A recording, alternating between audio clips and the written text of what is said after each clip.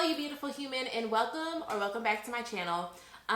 So if you watched my welcome back to YouTube video, I told you guys that I have been training for my second half marathon. So far, I've done a 5K, a 10K, one half marathon, and by the time y'all watch this, next Saturday, I'll be doing my second half marathon, and I'm really excited about it. But let me tell you, that shit is not easy. Training for this half marathon, these long runs, oh my god. I like a speed run, I like a nice little short run. Anything between like 3 to 8 miles feels really good to me. When I start getting into mile between 8 and 13, I really struggle. So I thought it would be really fun to talk to y'all about 6 life lessons I have learned since becoming a long distance runner. And I think they're really beneficial tips because some of these things, as I thought about them for like my running journey, they've also been really applicable to like my personal life and not just in terms of running. So I thought I'd share them with y'all as a way to kick off March. So number 1 is the idea of left, right, forward. And although that's a literal motion we use to run, walk, whatever, it is also a metaphorical like way of thinking in terms of anything you're pursuing in life. And it doesn't say run, run, leap. The term is not skip, jump, hop, twirl. It is left, right, forward. It is the importance of recognizing one foot in front of the other, one foot in front of the other, and that's how you make steps forward. So I saw another runner use that metaphor. She puts it on her hand every race day, and it is just left, right, forward. And when you're having a hard day, sometimes I find myself like in the middle of a hard day or a really challenging day mentally, and I'll just be like, girl, come on, left, right, forward. And it's something I say to myself now outside of the context of running, and I've really like held on to that. I can't remember what runner I got it from. If I remember, I'll tag her in the bottom, her Instagram. But yeah, left, right, forward. Just keep moving. Just keep moving forward. Number 2 is if you want to go far, you've got to go slow. And that is the power of pacing yourself. And so that was like the first tip I learned when training for the 10K, was that if I want to make it the entirety of the run, I cannot start off at like my max or lowest pace per mile. So like right now I can run maybe like a 9-minute mile, but that's not going to be sustainable for an entire 13.1 mile run, right? And so even though in retrospect it sounds great to go fast, in the long-term perspective, in order to go far, you've got to slow down. Because you've got to pace yourself and find the stamina to see something through to the end. And I think that's a metaphor that a lot of us can apply to anything we're trying to do, right? And so this idea of trying to get somewhere that we would love to see be like a lifetime commitment, or something that we would love to see the journey and the progress through, means we can't hurry it by saying, oh, I'm just going to finish and hurry up and get there. We have to pace ourselves. So number 2, the second life lesson that I've learned through distance running is if you want to go far, you got to go slow. Don't rush the process, pretty much is ultimately what I'm saying. Number 3 is you cover less ground but exert more energy when you drag your feet. This is the power of diligent strides. So it leads me back to number 2, that if you want to go far, you've got to go slow. And when you go slow, you've got to be diligent and persistent in the strides that you make. And so in terms of running, this just means, you know, like pick your feet up. Literally, pick your feet up and move at a consistent, steady pace that you can sustain.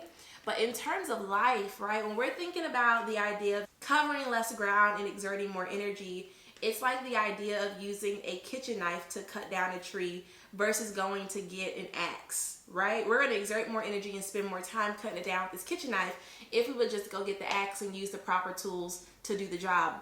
When you make diligent, smart, strategic strides in life, right, the path you take is a lot less confusing. It is definitely more strategic. It definitely is more outlined and planned. And so take that path. What is the point of making life harder on yourself by using a butter knife to cut down a beanstalk? It makes no sense. So number 3 is you cover less ground but exert more energy when you drag your feet. Pick your feet up. Pick your feet up and make diligent strides towards what you want to do. And sometimes those diligent strides are about making strategic, planned out, self-aware moves. And not just moving chaotically or sporadically, but really taking time to say to yourself, how do I want to get there? What is my plan of action? What is my direction? And making diligent, thoughtful strides towards the next step of your life. Yes, Pepper, we do this every video. You got something to say.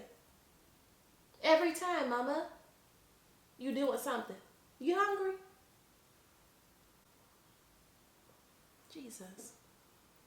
Number 4 is your mind will quit before your body does. This is the power of staying locked in mentally. So a lot of times when we find ourselves burnt out or we find ourselves quitting, it's really that we quit a long time ago. We checked out mentally. We didn't give our body the rest that it needed in order to keep moving forward. And so realizing that having mental fortitude in any area of your life is going to be the building blocks for your consistency. It's not about how you feel. It's not about what you want to do. It's not about how often you want to do it. It's about setting patterns and consistency that are sustainable. All 4 of these life lessons kind of flow together because you want to make diligent strides. You want to be able to pace yourself. You want to be able to put one foot in front of the other. And all 3 of those things give you the power to stay mentally locked in, give you the power to stay mentally fortified, give you the power to say, okay, I know what I need to do in order to reach that next step, whether it be rest or hit the gas a little harder. We want to have the power of mental fortitude, being able to stay locked in. So that's number 4. Just realizing in life our mind will quit before our body does, and our mind will quit because we have not done the things or given it the things to figure out how to push forward. Number 5 is every step forward is worth celebrating, regardless of the pace. I'm going to repeat that because I need to hear it. Every step forward is worth celebrating, regardless of the pace. And this is the power of celebrating the small things. And so when you turn around and you're like, well, yeah, I've only made it 50 feet. Okay, that's 50 feet closer to 1 mile than you were 50 feet ago, right? So it's like being able to say to yourself, every step counts, literally in the context of race training, in the context of long distance running. Every step forward is a step closer to the finish line, is a step closer to the desired distance. But in life, every step you make towards the desired person you want to be, every step you make in line with your higher self is a step worth celebrating. It doesn't have to move at hyperspeed. It doesn't have to move at snail pace either. You pick. And anytime you make that step, you celebrate. You say thank you, self, for doing the work, for showing up, for making my life better just with one simple step. Number 6 is keep your pace. Trying to keep up with the person next to you is going to be what burns you out. When I say that, I could absolutely mean that in the literal sense of running, which I do. Unless you have a running buddy who y'all are used to keeping the same pace, keeping the same stride, keeping the same time, keeping up with the person next to you or in front of you on race day, if their pace is an 8-minute pace and your 8-minute pace is what you can sustain for 1 mile, but their 8-minute pace is what they can sustain for 13 miles, you are going to make it to mile 2 and be finished. Keep your own pace. Stay in your own lane. It is so easy for us to get caught up in what the next person is doing, how the next person looks, how fast the next person is going, even how slow the person behind us is going, because sometimes we'll get caught up in, oh, look at me moving faster than the person behind me. I feel so good because I'm running faster than them. And then turn around just for us to be burnt out at mile 6 and they're jetting past, cruising by mile 7, and we're like, dang, they passed me. That's because you were too consumed with what was going on in front of you or behind you. In a race, in a long distance run, your only goal is to keep your own pace, to be self-aware of your own needs, to be self-aware and in tune with what your body can sustain and how far that pace is going to take you. That is the same thing we need to be doing in the real world. we need to be saying to ourselves, okay, I can't keep up with her pace or his pace. I don't even really need to look behind me, because if I look behind me, I'm going to get caught up in what they're doing, which is going to slow me down, and then they're going to pass me right on by because they're locked in. Stay in your own lane at your own pace. It makes things so much better. You can enjoy your run when you are locked in at your own pace, doing your own thing. And so those are my 6 tips, you guys. 6 metaphors that I use when I'm running, that I have gained over these last, oh goodness, I'm coming up on a year of running. June will be like my run anniversary, where I finally actually committed to running consistently. So I'll repeat them again so that y'all don't have to listen to my rambling in between, because I think they're really powerful and beneficial tools and mantras to use throughout your everyday life. That is, starting with number 1, left, right, forward, the power of putting one foot in front of the other. Number 2 is, if you want to go far, you've got to go slow, the power of pacing yourself. Number 3 is, you cover less ground and exert more energy when you drag your feet. That is the power of diligent strides. Number 4, your mind will quit before your body does. The power of staying locked in mentally. Number 5, every step forward is worth celebrating regardless of the pace. That is the power of celebrating the small things. And number 6, keep your own pace, stay in your own lane. That is the power of putting on your binoculars and enjoying your journey. And so that is it, you guys, for this week's YouTube video. When I come back, I'll tell y'all how the half marathon went. We'll see, child. My goal is simply to beat my previous half marathon time, which was 2:22, which I think is really ironic and beautiful. So I'm aiming for something below that, hopefully below 2:20, if not 2:20.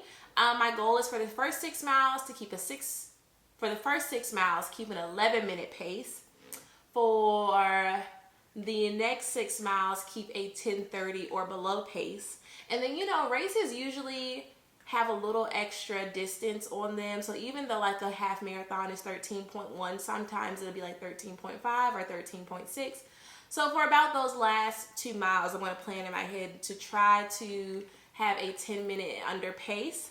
Y'all, when I tell you my joints be crying at mile 8 and 9, and I've just got to make it. Some of it is uphill, and so once I make it past that, we'll be okay. But that's it for today, y'all. Like, comment, subscribe, follow me on all social media platforms at with Angie K. Don't be a stranger. If you're watching my videos and not commenting and not liking and not subscribing and not following me and not talking to me, then why are you here? Don't be a passive consumer. Engage. Thank you. Anyway, y'all, love you big time. Stay blessed, stay beautiful, and if you're black, stay that too. Talk to you later. Bye.